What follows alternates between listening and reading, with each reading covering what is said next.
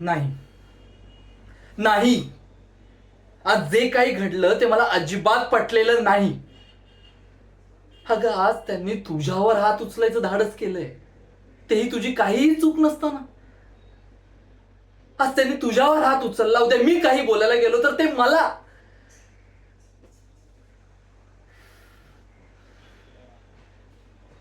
पण तू त्यांना इतकं समजावून सांगतेस, समजून घेतेस, हे कळत नाही का त्यांना? नाही कळत का? नाही.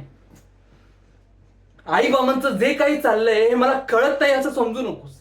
मी इतकाही लहान नाहीये, मला सगळं कळतंय.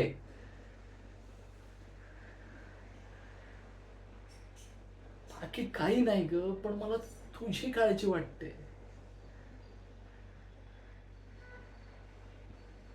पण कुठे ना कुठे गेलो तर हे सगळं थांबायलाच हवं. नाहीतर